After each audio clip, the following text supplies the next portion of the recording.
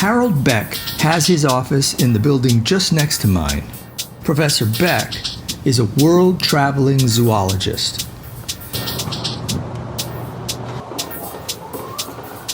In between research expeditions to Madagascar and the Amazon, or a presentation in Dubai, in between teaching and chairing his department's PTRM committee, he makes time to serve as an academic senator and as an executive officer in our AAUP chapter. Hey. I made an appointment with Harald, partly to visit his fabulous office.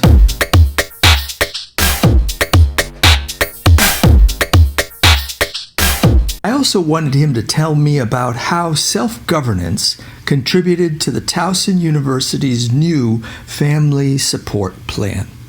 I think what really was interesting is that multiple forces came together. Certainly the AAUP was involved, the Senate was involved, and as soon as the discussion started, I think it became clear that for our junior faculty, this is an issue which could be and should be resolved because it's a win-win situation for everybody in terms of retention, in terms of diversity, in terms of making sure that everybody who comes to Towson feels comfortable in Towson and can be successful at Towson.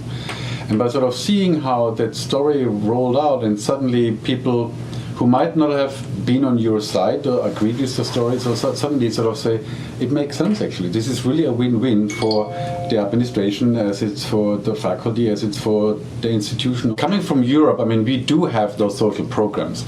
And it's always mind-boggling for me that those things, you still have to fight for it. And that there is, you know, especially as an academia or in a public institution, there would be more support for parents and parenting.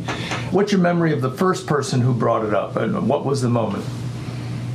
I heard about that some junior faculty in my department sort of had a hard time sort of figuring out family life and how to do that. And then you mean in my department around a child being born? Well, around how to handle that situation, right? And how would it work out? And all the stress suddenly comes besides, you know, it should be a happy event, right? Having a child, yeah, right? Yeah. And then comes all, you know, all the other stuff and, you know, dealing with that. So there was sort of, but I think at some point Jennifer, sort of the chair of the Senate, really sort of brought it home by sort of laying it out how few times people have here and what big of a difference it would make for our community, for our university community and the institution. And I thought that really sort of opened my eyes, and I said, well, this is not only eloquent, as she always is, but also really, it should be changed. Yeah. So this is Jennifer Ballinger. Yes. And she was she the president of the AAUP at that point?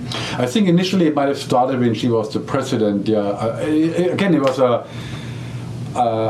long timey process. It took quite some time before everything was in place and everything was worked out. And then I think even Towson was actually the role model for the whole USM system. You know, that really? Sort of, I think so. At least we had a big influence, sort of, in terms of how this could be drafted for other campuses as well. Yeah, I was actually at some point nervous, and I thought this is all falling apart. I thought it's going to implode because there was quite some pushback, and it is a big endeavor, and it's a big step forward. And the people who had this vision to really keep pushing, I did not see that it actually is going to work out. And then if you want to go there, then of course seeing that suddenly things are moving, that was really kind of nice. That you actually that you see that shared governance, AAUP and the Senate, and then of course all the administrations at some point really working together, because as I said before, sort of seeing the bigger good in that decision and in that policy. Obviously, that was beautiful to see it as it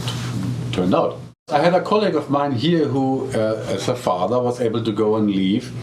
And I think it meant a lot to him. It meant a lot to him in terms of that he was able to spend time with his kiddo, and that he could come back, and that he felt that Towson gave him something, and he was, I think, energized in his and gave something back. We have one more happy faculty member in our department, because, you know, it was not 2 weeks that his wife could only stay at home. No, it was a possibility for him also to spend some time, important critical time obviously, to spend with this kid, and then coming back and sort of, I think, really appreciating it and sort of know that the institution has done something good for him, and he's now motivated to give back. So that was really nice to, and hearing it, and he talked about it, and it's a nice outcome, I think, to sort of see the whole process from maybe it's not going to work, to, oh, maybe we get there, to actually see a person who was able to enjoy the policy. Yeah. I think it demonstrates that, we can work together, and if individuals have a vision and start bringing a topic to the forefront of that, and people join in, that actually can work out and can have a change in policy. And again, make this campus more inclusive, which is what we want, obviously.